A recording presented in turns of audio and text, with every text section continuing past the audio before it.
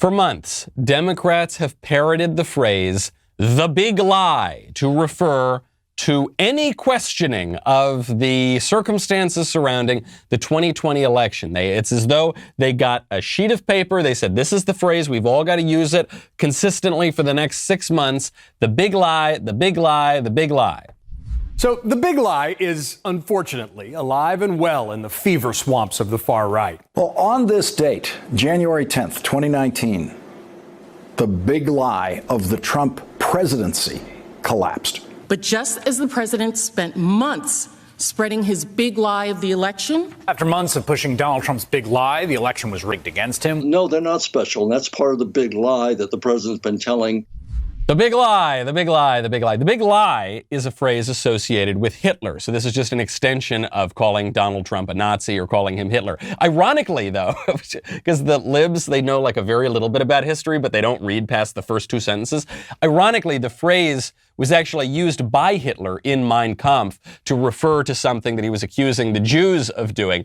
That is neither here nor there. Now, however, a Republican leader in the House of Representatives is parroting the same phrase in the same sense. With Republicans like that, who needs Democrats? How much longer will we need to tolerate all these big liars? I'm Michael Knowles. This is The Michael Knowles Show.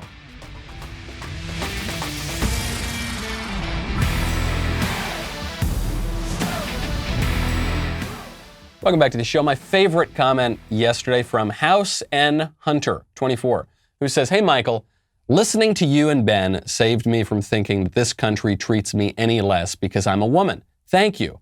Oh, you're welcome, Toots. No, I'm only kidding. That's very nice of you. I'm pleased to hear that. John Wayne had a line about this many decades ago, which is he was responding to the hysteria of the second wave feminists who said we lived in a patriarchy. And he said, that's insane. America has always been a matriarchy.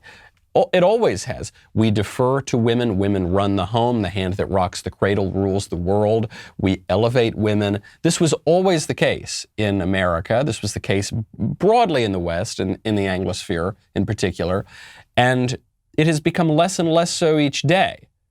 Each day that proceeds, particularly since the tumult of the 1960s, since feminism and women's liberation, the country has actually gotten worse and worse and worse for women. You can even see this, not that I put great stock into social scientific surveys, but you can see this in both absolute terms and in relative terms to the happiness of men. Women have gotten less and less happy every single year because now we don't value any womanly virtues and we treat women as though they're no different from men in any way, and we disregard many of their finest qualities. So, yes, I'm glad that we have helped you to see that we value women. But unfortunately, if the libs have their way, we will not value women for very long. Got to be prepared for that. Best way to be prepared?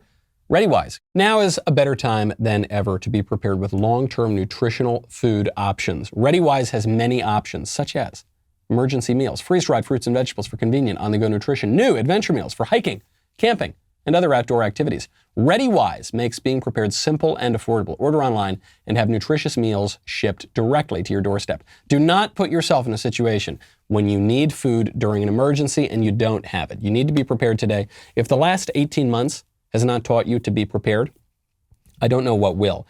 ReadyWise makes it so easy. All you need is just some water. The water doesn't even need to be hot. And in some cases, you can pour the water right in the bag, so you don't even need additional supplies. Just a great way to get peace of mind this week. My listeners can get 10% off at ReadyWise.com when entering Knowles10 at checkout or by calling 855-453-2945. ReadyWise has a 30-day, no questions asked return policy. There is no risk in taking the initiative to get you and your family prepared today. That is ReadyWise, ReadyWise.com. Promo code Knowles10 to get 10% off. So you've heard this stupid phrase, the big lie. It's just another clumsy extension of the libs crying that Donald Trump is literally Hitler. And so they all use it, and they all get the exact same sheet of talking points, and they don't have an original idea in their head. President Trump, in response to this, appropriated the phrase. He said, the 2020 election is the real big lie. That was the gist of his press statement.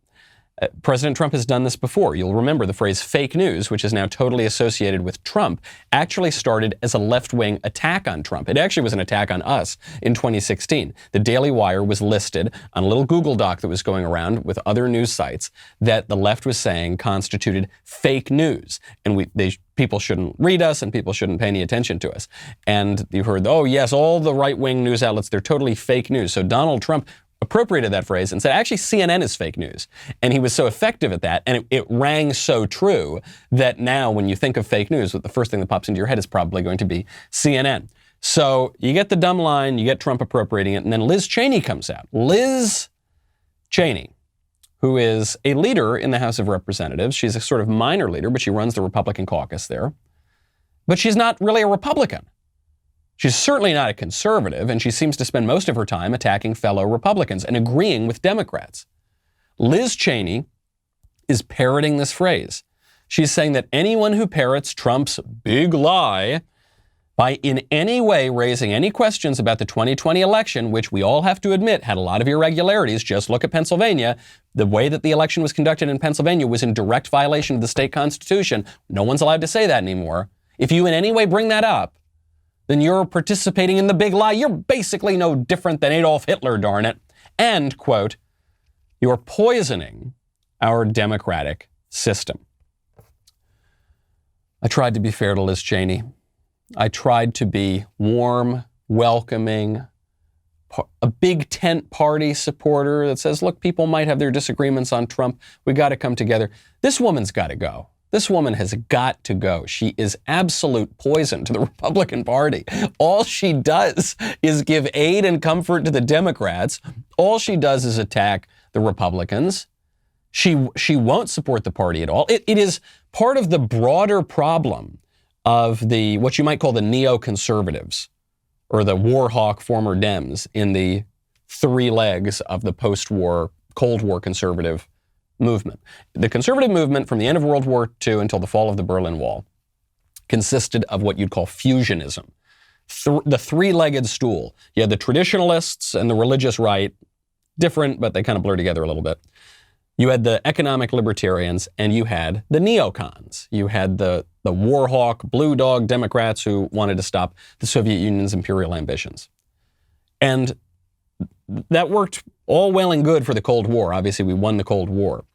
But the economic priorities of the libertarians dominated, and the two other groups went along with it.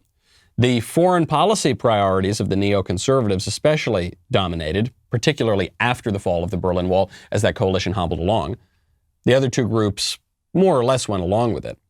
But the traditional conservatives never got anything. We got very, very little out of it. And by the way, when the traditional conservatives started to become a little bit ascendant again, notably during the presidency of Donald Trump, what happened? The neocons ran away. They abandoned the three-legged stool. So I'm talking about people like Bill Kristol. I'm talking about people like Liz Cheney. I'm talking about people who were more from the George W. Bush wing of the Republican Party. People who were more for the bomb the Middle East wing of the Republican Party. They just jumped ship. The squishy types left. And so just as a matter of party politics, you can't go on in that coalition. It's the same problem that you see when a nation descends into civil war.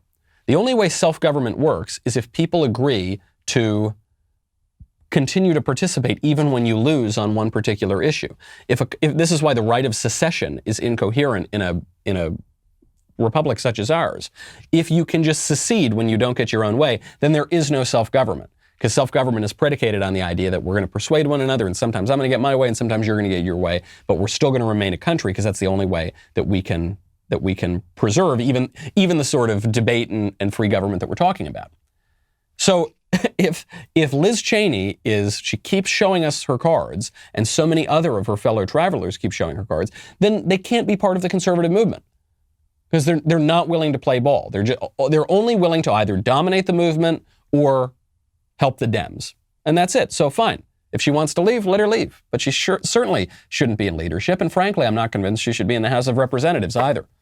Talking about big lies, big lies. What is the biggest lie dominating our politics today?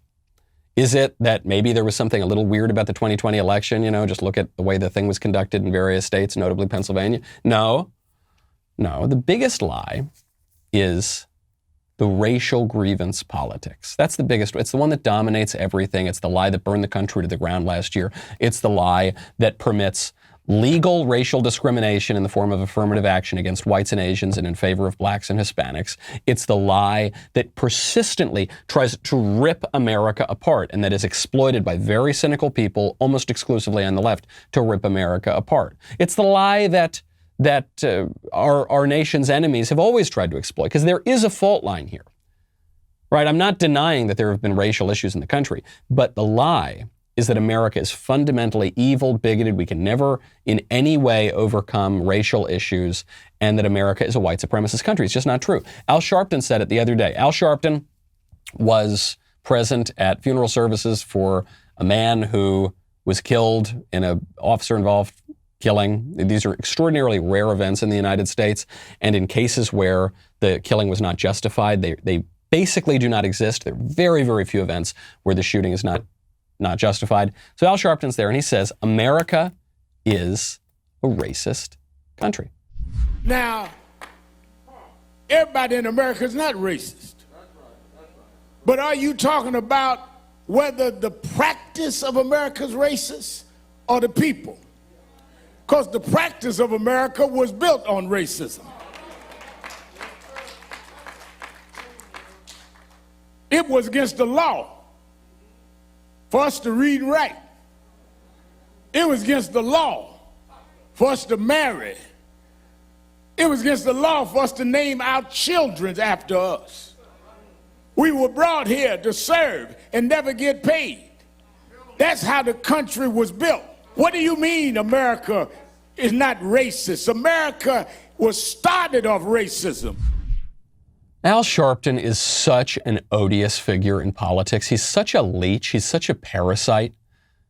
He launched his career on a hoax, on the Tawana Brawley hoax. He encouraged the riots in Crown Heights. He's a liar. He's a thug. He's an extortion artist who shakes down corporate America and shakes down individuals to fund his ridiculous slush fund. He's just such a horrific character in American politics. And he's not that intelligent. But other than that, Mrs. Lincoln, how'd you like to play? He is very clever. He's very shrewd. He's very good at politics, obviously. He's managed to make it a long time in politics or a long time in his professional life without ever producing anything. He's made it very far in his career and worn very fancy suits and flown around on very fancy private jets without ever really doing anything other than extorting money from people on this premise of racial grievance. But what is he saying? He's saying, you're saying America's not racist? What are you talking about? We had slavery. Yeah, so did every civilization ever in the history of the world, and many still do. We probably had slavery in this country for less time than basically any other place on earth. What do you mean America's not racist? Slaves were brought here. Right, yep, that's true. That was a long time ago. And by the way, the first officially declared owner of a slave in the American slave system was a black guy. The first slave owner was a black guy. Isn't that weird? That's a weird thing. I'm not saying that takes away from the racial element, the racial character that would develop in American slavery, but the guy's name was Anthony Johnson, and he was declared the slave owner of John Kaser. And actually, neighbors were very concerned about this poor man who was supposed to be an indentured servant and get out. And then this guy Anthony Johnson, who was a black Angolan, went to the court and had this guy John Kaser declared a slave for life. That's just a weird aspect, okay? That's a strange thing. There's slavery all over the world. Today, what are we talking about, though?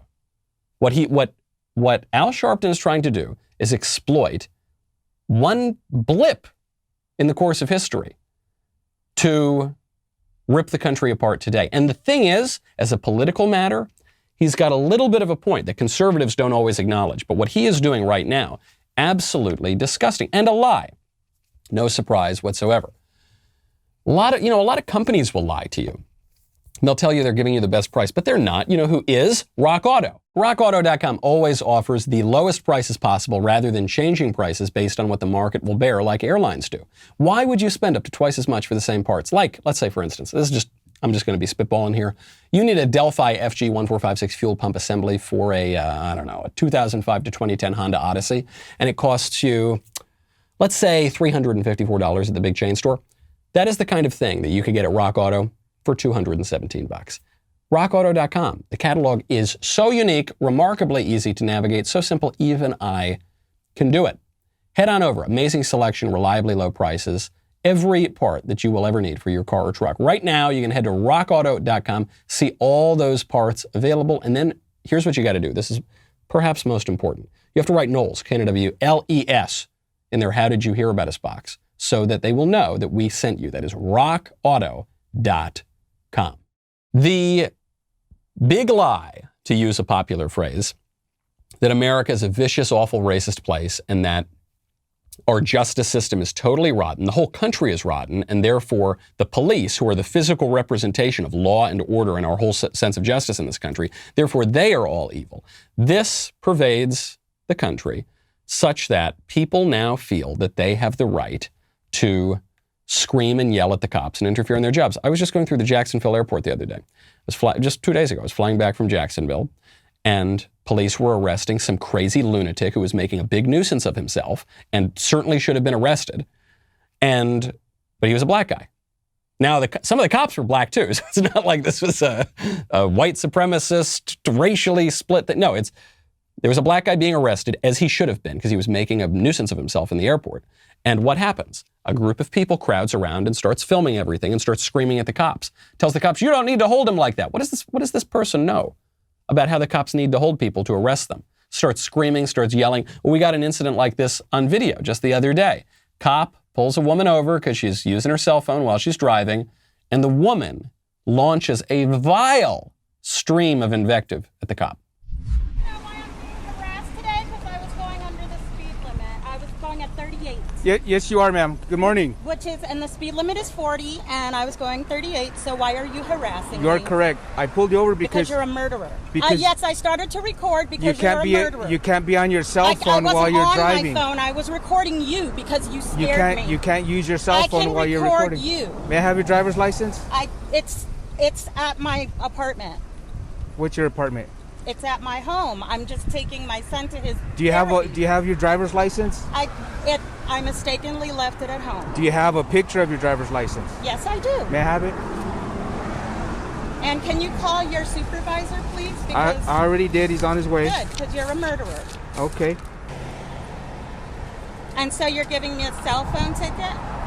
Is that why you're harassing me? Not harassment. Yeah. I am enforcing the law. I have a right to record the police when they're harassing me. By all means, but you can't do it while you're driving. I wasn't texting or none of that. Do you have that picture? You scared me and made me think you were going to murder me. Okay, well, I'm sorry you feel that way. Well, that's not just a feeling. You're a murderer. Does this woman sound like she's afraid that she's going to be murdered? No, I don't think she sounds afraid of anything. I don't think she even sounds afraid that she's going to get a ticket, because she's playing the race card. And she knows that this is a lie. She knows it's a lie that the cop is a murderer. Because if she really thought the cop was a murderer, she'd be crying and shaking in her car, and she wouldn't be screaming at him and acting as though everything's going to go just fine for her as long as she keeps playing that race card. She knows it's a lie, but it's a lie to her advantage. And it's a lie that's been incentivized all around the country and the culture, so she's going to keep doing it. This is also a point that I think must be made. You hear a lot, particularly from BLM, that the cops target black people, right? That's one of the main contentions of BLM. And I think a lot of the people who are pushing that idea are just being dishonest and trying to achieve radical political ends. But there are, I bet, people who believe that because everyone hates dealing with the cops. I've been pulled over so many times in my life because on occasion I've driven a little faster than the speed limit, okay? And sometimes maybe I've rolled through a stop sign. And on one occasion, I actually didn't do anything wrong. The cop was wrong about the speed limit on a road in New York. This actually happened. I know everyone thinks they're always right, but I'll fully admit I've been wrong many times that I've been pulled over or that I've seen the speed limit or whatever. There was one time I was actually right, and the cop was a big jerk to me. And if I had been steeped in this culture where I was told the cops are out to get you, they're out to murder you because of the color of your skin, I could see a world in which I'd say, you did this to me because of the way I look. But no. Cops are just out there enforcing the law, and no one likes getting a ticket, and sometimes the cops get it wrong. Not a lot. Very rarely do the cops get it wrong, but that's what happens. So far in this video, you could chalk this up to this woman being incredibly stupid and irresponsible. Right? And she's saying, I'm going to try to get out. I know I was using my phone, but I'm going to try to get out of it by saying I was recording him because I'm afraid he's a murderer. Okay, that's okay, fine. She's stupid. She's irresponsible. But then in the next frame, you see that this woman knows exactly what she's doing. And I'm perfectly legal, and I'm a teacher. So there. Congratulations. Murderer. You're a murderer. What's your last name? I can't see that there. Well, if here you stop, go, Stop murderer. shaking. Zoom in on that for no, me, right? because you're scaring me. Oh, You're threatening to kill me and my son. Can you give me okay. the Well, iPad, I'll please? tell you what, you keep smiling, you're on camera. You're trying to threaten to kill me. I I'm not didn't say that. smiling. You're the one who's crazy. Hold that still, I can't see that. Is this your car? Yes, it is. And you're trying to say I stole my own car because you're jealous? Yeah, Is that what I don't that's think about? so. You wait for me right here, okay? You're jealous? Citation. All you need to do is your signature. He's only citing you for using your cell phone while you're driving. That's it. There you go, ma'am. Sign inside the red box right there. For him being a Mexican racist. What is that name? Gasso. It's on the citation, ma'am. Here you go, Mexican racist. You're always going to be a Mexican. You'll never be white. You know that, right? You'll never be white, which is what you really want to be. There you go, be dear. White. Have a good day. You want to be white so bad. You want to be white? You want to be white? This woman's so awful. If she's a teacher, certainly she should be fired. Whoa, Michael, does that mean you're for cancel culture? Yep, I'm for canceling her. You bet. Because, by the way, just when some people throw this at conservatives and they say, well, no, you support cancel culture. I have never said that people should not face consequences for what they do. I've simply said that the standards are wrong. The old standards are better. The traditionals, and by the way, just to even take it out of an historical framework, standards of virtue are good and standards of vice are bad. So yeah, the current cancel culture where you get canceled for saying true and good things, that's bad. The old cancel culture where you got canceled for being a communist, that's great. I love that. We need more of that. So I hope that that happens. I hope that this woman does not ever teach a student again, if she really is a teacher.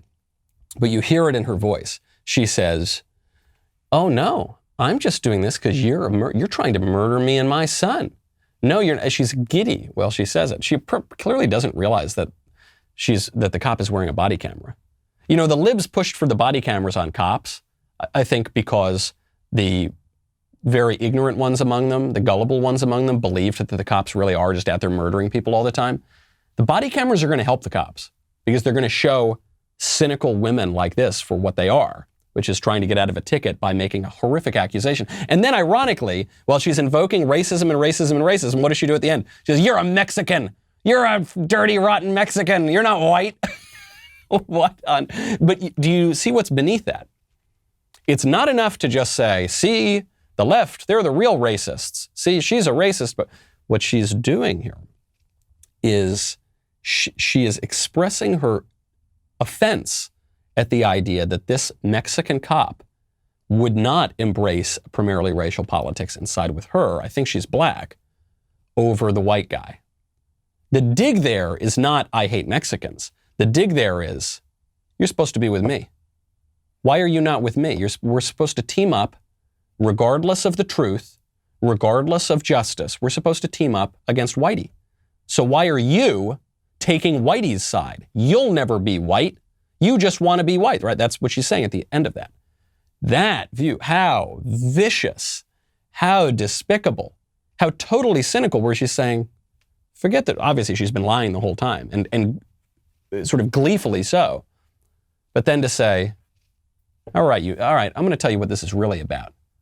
You're a Mexican, you're supposed to be on my side, but you're on the white guy's side. It's wrong. And of course, the cop doesn't see it that way. The cop says, I'm on the side of justice, and you are violating the law. She said, I have every right to film you. Yeah, ma'am, but you don't. You're harassing me. I'm enforcing the law. That is a new hierarchy. That is race politics.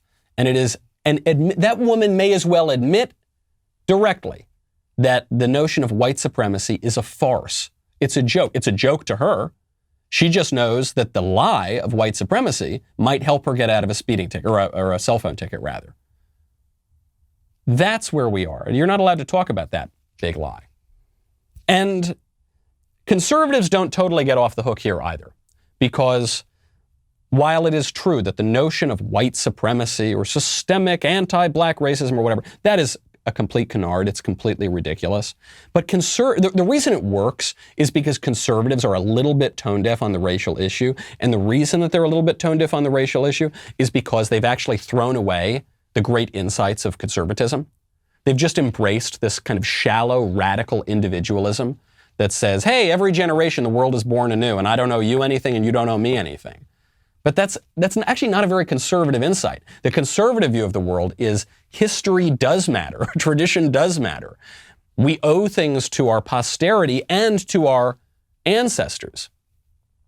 And when you want to make sure that you can get the absolute best sense for your posterity and for your ancestors, you got to go check out Lightstream. If you care about the future, if you care about posterity, then probably you're going to need to think about ways to rearrange your debt. You don't want to saddle people with a lot of debt, and you don't want to throw money out the window. If you're looking for a way to save some extra money, why not start by paying less interest on your credit card balances? Refinance with a credit card consolidation loan from Lightstream. It's an easy way to save hundreds to thousands of dollars and lower your interest rate. Lightstream offers credit card consolidation loans from 5.95% APR with auto pay and excellent credit, lower than the average credit card interest rate of over 18% APR, plus no fees. You can even get your money as soon as the day that you apply. I have seen friends and family throw money out the window on high interest credit cards. Don't do it. It's just such a waste.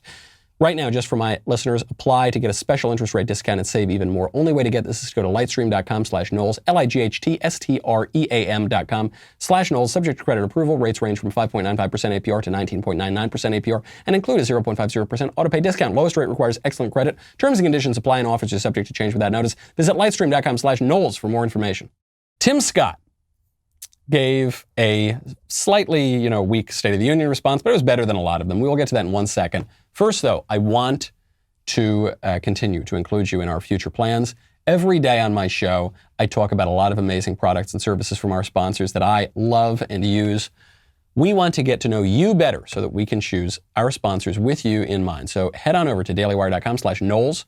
Fill out my audience survey to tell us a little more about yourself to sweeten the whole experience. Those of you that complete the survey will be entered to win a $1,000 gift card. But you can only take the survey once per Daily Wire show. So if you want to increase your chances of winning $1,000, go listen to Ben Shapiro, Andrew Clayton, or Matt Walsh to get access to their surveys as well. dailywire.com/Knowles. Also, if you haven't checked out Candace yet, you're missing out. Especially considering that tonight, Candace premieres live for free and features a guest that needs no introduction, Donald Trump. They discuss everything from big tech censorship to what President Trump's future holds. And you are seriously going to figure out some interesting stuff. All right, I don't want to spoil anything. Plus, Candace has a guest on today, in addition to that special guest, that is really handsome, really thoughtful, really just awe-inspiring. He will leave you speechless. Catch it tonight, 9 p.m. Eastern, 8 p.m. Central, only at dailywire.com. If you haven't subscribed yet, you get 25% off with code CANDACE before the promotion ends on Thursday, May 6th. Head on over to dailywire.com. We'll be right back with a lot more.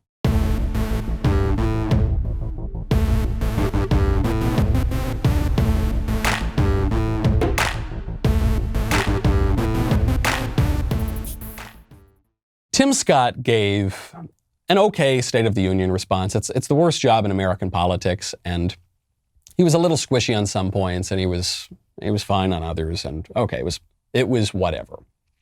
He then went on the news shows, the Sunday shows, to develop his thesis, because the State of the Union response didn't totally land. And I felt he made better points on the Sunday shows than he did even in that response. Tim Scott was asked about whether or not America really is racist. He had an important line in that State of the Union response. He said, America is not a racist country. Well, what does that mean? Al Sharpton disagrees with you, Tim Scott. Defend yourself. The question is there a lingering effect after a couple of centuries of racism and discrimination in this nation? The answer is absolutely. The question we should be debating and fighting over is how do we resolve those issues going forward? One side says, I'm going to take from some to give to others. Fighting bigotry with bigotry is hypocrisy. It just doesn't work. The second, our side, what I've suggested is let's expand opportunity and make sure that we are fully equipped for the challenges of the future. Okay, so a lot of this is just boilerplate. Look, there were problems in the past, and now we've got to do better, and we want to expand opportunity, and the libs want to steal money from people. But he's making an important point here that a lot of conservatives don't want to hear. There is a lingering effect of slavery. Just as there is a lingering effect in the world of all sin. When you commit any kind of sin, there is the eternal effect of that on your soul. Where are you going to go someday when you shake off this mortal coil? But there is also the temporal effect of sin. If you steal a candy bar, that is going to imperil your mortal soul, your eternity, right? But that will also harm the shopkeeper that you stole it from. So you can go to confession and God can forgive you of stealing the candy bar. But you've got to do some penance. You've got to make up for that because the temporal effects of that sin still remain. The same is true of slavery and of many other problems. Slavery is not the unique problem in American history. There are many other problems as well. Conservatives once understood that. Conservatives once understood that history matters. I think about it when I think of my own family's history in the United States. Half my family came over on the Mayflower, half the family came over on a sardine boat from Italy, right? So you've got the Irish and the Italian immigrants come over, but you've also got the English settlers who came over early and settled the country. That gives me a certain perspective on the history of this country. One feels a certain stake in the country if one's forebears helped to build it. One feels a certain responsibility, a certain sense of being at home. If my ancestors came over on slave ships, I would have a different view of the country. Now, I might still love the country. I might still go so far as to say what some people have said, that they are glad that their ancestors were brought over on slave ships because it gave them the opportunity to live in America and they didn't have to grow up in some awful country in Africa. You could even say that while still saying my family's history in this country, my traditional relationship to this country is different than the people whose family came over on the Mayflower. And we have to deal with that. We have to recognize that the past affects the present and that will affect the future. In a way, I think when conservatives deny this, we're adopting a kind of progressive view of politics, which says that the past doesn't matter at all. Forget about the past. Past is bad. Just ignore it. And we're just going to only look toward the future. Now, what the conservative insight here is that we want to take what is best from the past and conserve that. And we want to defer to the tradition, to the wisdom of the ages, to the democracy of the dead. We don't want to just trap ourselves in the past. Nostalgia is history after a few drinks. But we also don't want to discard all of it and start toppling the statues and say, America's a terrible place. I think if conservatives can grapple with that, we will have a bit more credibility when we point out that people like Al Sharpton are just liars. They're just total race-hustling liars. And that the idea that the cops are out there shooting innocent black people, it's just not true. It's just a complete lie. And I think if you go far enough as to recognize people's legitimate sense of history and tradition, a deeply conservative impulse, then our arguments on where the country is right now and where it's going are going to be much, much more persuasive. Speaking of history, speaking of American history, Rick Santorum is in trouble. Rick Santorum, former senator from Pennsylvania, former presidential candidate who got pretty far in the race. Now he goes on CNN sometimes. Poor guy. Poor Rick. But very important politician, has very good things to say. He was speaking at a Young America's Foundation event, and he mentioned that the history of the United States, it derives from the civilization of Europe. It derives from the West. It's in our DNA. You know, if you think of other countries like Italy and Greece and China and Turkey and places like that, they've all sort of changed over time. I mean, they've been there for millennia in many cases. And their culture has sort of evolved over time. But not us. We came here and created a blank slate. We birthed a nation from nothing. I mean, there was nothing here. I mean, yes, we have Native Americans, but candidly, that there isn't much Native American culture in American culture.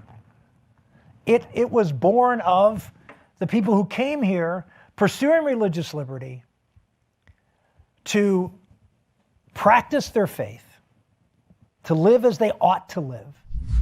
Of course. Of course this is true.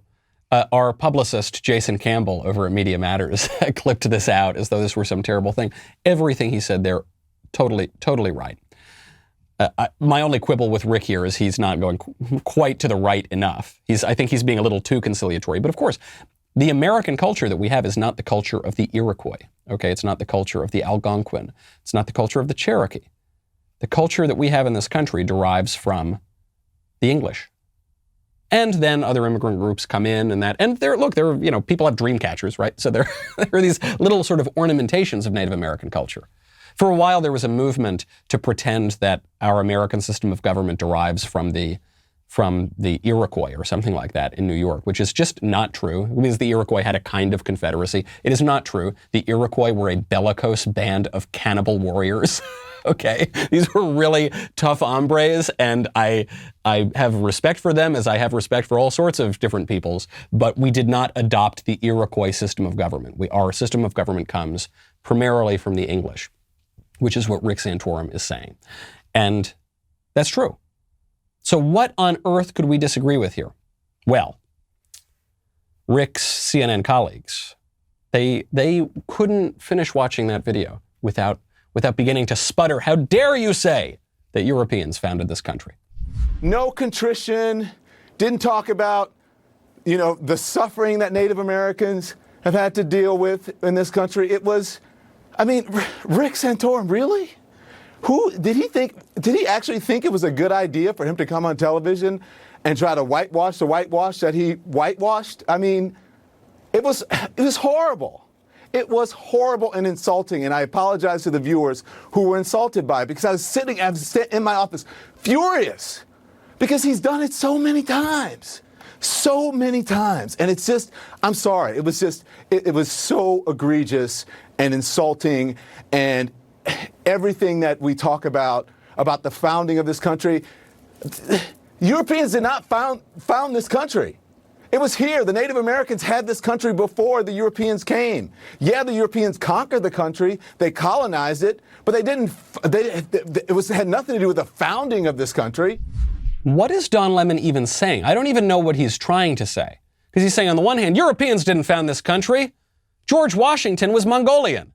Come on, John Adams, man, he was Brazilian. No, I think they were just guys of European stock. Governor Bradford, man, where was he from? He was Russian.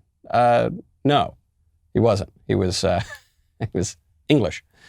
So he's saying, on the one hand, Europeans didn't found this country, when obviously they did. But then he says they conquered this country, but the Indians were here. Oh, yeah, that's true.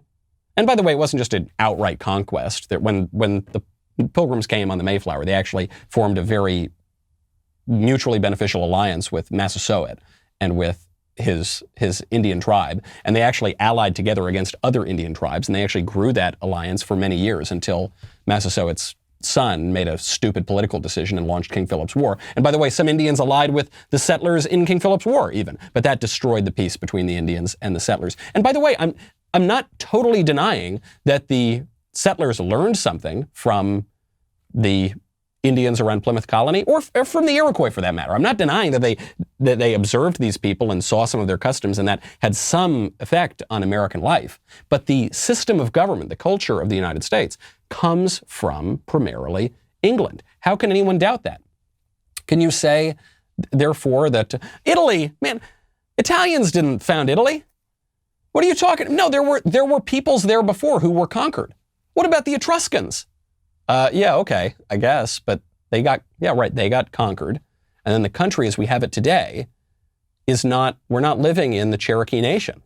We're not living in the Massachusetts. We took the name for one of our states, but we're not living in the Massachusetts tribe, the Wampanoag tribe. We're not living in the Iroquois Confederacy. We're living in America, which is an Italian word from Amerigo Vespucci, the Italian, right? We have our capital in the District of Columbia, comes from Columbus. Another Italian guy, by the way. The District of Columbia is in Washington of Anglo stock. Yeah, of course, it's a European country. He's not, obviously the historical points he's making are very stupid, but what he's doing here is not even arguing about historical points, because he doesn't know very much about them. He's doing what Hannah Nicole Jones did, or Nicole Hannah Jones, rather, the 1619 Project girl in the New York Times. He is trying to reframe the history. Instead of disagreeing with Rick Santorum on the point of who founded America, he's disagreeing on the value of that. Is it good or is it bad? Rick Santorum is saying, yeah, this is a good country. Here's who founded it, and this is a good country. And what Don Lemon is saying is, no, here's who founded it. Sure, I guess, Rick, you're right, but it's a bad country because it was founded on conquest, like every other country in the history of the world. That is a big lie, because it is a good country. And the peoples that were populating this country before the settlers arrived were, by any standard of virtue, not living in some Edenic paradise. They weren't living in the Avatar world, and then the awful, mean Europeans came in and destroyed it. No. The people who came to the United States, to America, civilized this place, brought the light of God in their religion, brought civilization to this place. And because it's a fallen world, there were acts of sin. There were sins committed, there was violence, there was injury, there were bad things go along, just like there were bad things going on in the Iroquois Confederacy, just like there were bad things going on down south in the Aztecs, who were ripping out human hearts by 80,000 at a clip in human sacrifices. Yeah, there were bad things going on, but it was a good thing that the country was founded. That's a reframing. Rick Santorum is quite Catholic. This informs his view of the world. He's an actual Catholic. We have a president now who is a fake Catholic. His name is Joe Biden. But the Washington Post doesn't want to admit that. So Joe Biden is in hot water right now because Joe Biden is in outright obstinance against the church's teaching on the issue of abortion. And the issue of abortion is not like other issues.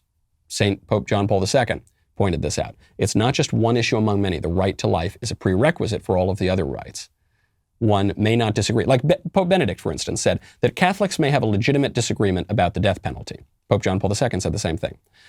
And doctors of the church have explicitly defended the death penalty. Blessed Pope Pius IX carried out many death penalties. And so Catholics can disagree on that as a prudential matter. Catholics cannot disagree on abortion, and Joe Biden does, and he celebrates abortion, and he expands the killing of innocent little babies in this country.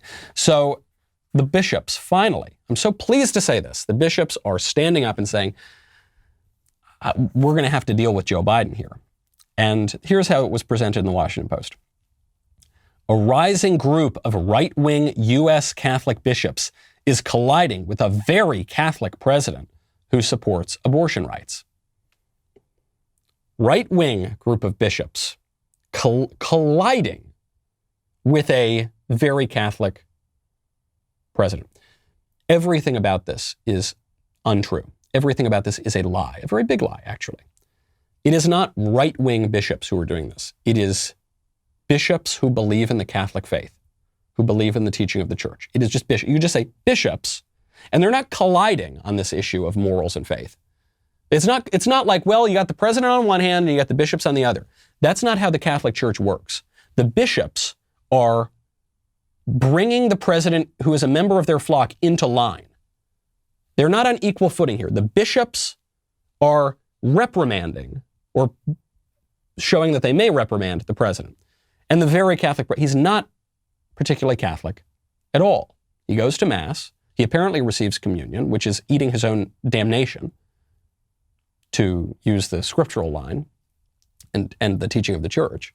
And the bishops, in an act of compassion, are telling him to not receive the Eucharist until he stops living in the state of scandal and sin and changes his views and goes to confession.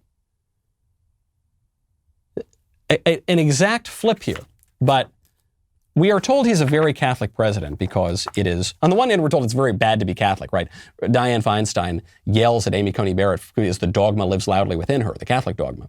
We're told it's very bad to be Catholic, but then Joe Biden is very Catholic. But the reason that the left says that Joe Biden's very Catholic in this admiring way is because they know Joe Biden's not very Catholic, that his real religion is progressivism. Joe Biden is not the only professed Catholic in politics who is in trouble for violating basic teachings of the church. Nancy Pelosi Other prominent Democrats in trouble too. Archbishop Salvatore Cordileone is now put out a pastoral letter, and not calling out Nancy Pelosi by name, but he is the archbishop in Pelosi's area. And he is saying that politicians who are in violation of the church's teaching here need to stop receiving Holy Communion. He writes, your Catholic, and he's being very complimentary in this. He's being very diplomatic. He says, your Catholic ideals inspire you in your work to help those who experience discrimination, violence, and injustice. And you deserve the gratitude of your fellow Catholics and our nation for this service. But we cannot empower the weak by crushing the weakest. If you find that you are unwilling or unable to abandon your advocacy for abortion, you should not come forward to receive Holy Communion. To publicly affirm the Catholic faith while at the same time publicly rejecting one of its most fundamental teachings is simply dishonest. It makes them all a bunch of big liars, is what it does. And this is not just a pure act of punishment designed to harm Biden or Pelosi. It's quite the opposite, actually. It's designed to help them. It is an act of compassion and mercy to tell them to stop receiving Holy Communion and to tell them to get their act in order. Because the more that they persist in this scandal, the greater damage they will do to the society, to the faithful, and to themselves. Pelosi and Biden, while professing their faith from time to time in Catholicism, have a different religion. That is the religion of progressivism. And they might practice both in this kind of weird syncretic way where Biden goes to Mass, right, but he doesn't live the faith. Even basically, we all stumble, but he stumbles obstinately in scandal, refuses to even acknowledge the teachings of the church. The White House has the temerity to say, yes, the president disagrees with the church on abortion, on the definition of marriage, on this, he disagrees with the church, as though that's some casual thing. If you're a Catholic, if you really believe in the Catholic faith, that's not a casual thing. But they don't. When their syncretic religion, the Catholicism and the progressivism, when they come into conflict, guess which religion wins? It's the progressivism. And that is our state church. That is our dominant church. And the high priest of it, I mentioned this during a speech at the Young America's Foundation a month or so ago. Their high priest is Anthony Fauci, who instead of the pectoral cross wears a stethoscope and instead of the cassock wears a white lab coat. Well, John Oliver is very upset. You know, John Oliver, that marginal, I couldn't even say he's marginally funny.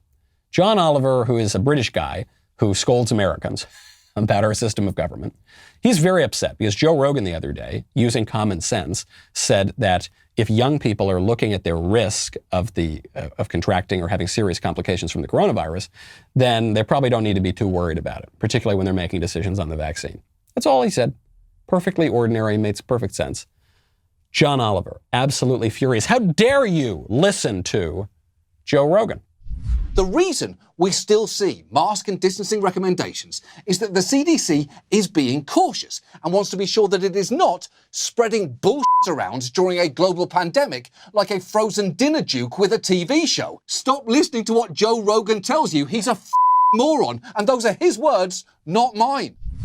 Yeah, stop listening to, I don't know, I guess he's become like kind of Cockney. Stop listening, yeah, well now listen here, you. Don't listen to Joe Rogan because you need to listen to John Oliver. Does that make sense to you? No, I don't think that makes much sense at all. Why on earth? Joe Rogan is much smarter than John Oliver. I ain't saying that Joe Rogan is, not necessarily a Rhodes Scholar or something, or that he's in the academy, or that he's a scientist or a scholar. I'm just saying he's definitely smarter than John Oliver. John Oliver has never made an interesting point, ever, that I have watched. And he's very rarely made even a slightly funny point. His entire brand of comedy is just saying otherwise unfunny lines loudly with profanity interlaced. But it's such a crutch in comedy. You'll notice that the best comedians don't need to do that. I'm thinking of, sometimes they do. I'm not saying the best comedians are totally clean. They might use profanity, but they don't rely on the profanity, right? The joke is the joke, and maybe the profanity embellishes it or something. But with John Oliver, he doesn't have a joke, really. He's got these kind of weak liners. Samantha Bee, who's another Daily Show alumna, she does the same thing. She just says things loudly and with profanity as if that makes a joke, but it doesn't. So why are we listening to John Oliver? Well, because John Oliver is parroting what the CDC says.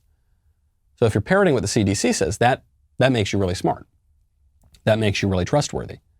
because Fauci and the CDC, they're infallible. They've contradicted themselves many times over the last year on this very issue of coronavirus. Fauci comes out, he says, "Do not wear the mask, ever. Don't wear it. It's stupid and dumb." I'm paraphrasing, but only slightly. Then a few weeks later, he says, "You have to wear the mask." And then when he was asked, well, why did you change your mind? What did he say? He said, "Well, because I wanted the nurses to have masks and not you idiot peasants. But now you can wear them. Listen to me and you can believe me because I would never lie to you except what I just said." Again, paraphrasing, but only slightly. To me, Fauci and all these guys have basically zero credibility left, and anybody who takes them seriously, like John Oliver, has very little credibility. And Joe Rogan has much more credibility, because at least he thinks for himself on many occasions. But if you're an adherent to that progressive faith, then that's the way it goes. You know where this progressive faith really exposes itself? In this gender issue. A woman just went viral on TikTok because her 6-year-old daughter said that she thinks she looks like a boy. Are you a boy or are you a girl? I don't know who I am. You don't know who you are? What do you think you are? I feel like I'm a boy, but I feel like... You feel like you're a boy? What makes you think that? I don't know. But I feel I'm talking like a boy. Mommy, can I get this to John? So the caption here is, my 6-year-old daughter asks me if I think she looks like a boy. I asked her, "Do you want to look like a boy?" Her response left me speechless. Does it count? Yeah, okay, it counts. That's fine. It's available now for pre-order, by the way, my upcoming book. The subtitle is Controlling Words, Controlling Minds. This woman has left me somewhat speechless. I'll regain my speech and then give my thoughts on her. This constitutes child abuse. But this woman might not even know what she's doing. She might really buy into this idea that little children have the ability to freely consent to major sexual decisions, which is preposterous, but you might have the idea that little children know more about reality than adults do. Maybe they know more than this adult woman does. And she might really believe that who we really are has nothing to do with our physical bodies, but that is wrong. That's a different religion. That is a big, fat lie. And as long as we've got Republicans who have all their guns, all their rhetorical guns trained on other Republicans, defending these absolutely absurd lies on the left, much bigger lies than anything the right's been telling, then those people are no use to the conservative movement. I'm Michael Knowles. This is The Michael Knowles Show. See you tomorrow.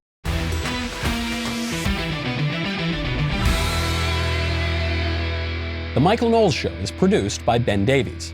Executive producer, Jeremy Boring. Our technical director is Austin Stevens. Supervising producers, Mathis Glover and Robert Sterling. Production manager, Pavel Vidovsky. Editor and associate producer, Danny D'Amico.